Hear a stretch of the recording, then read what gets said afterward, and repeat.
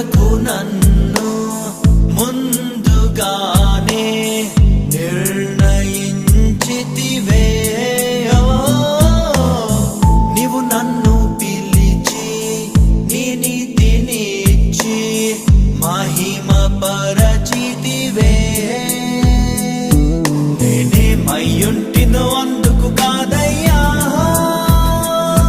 నా క్రియలను బట్టి అసలే కాదయ్యా.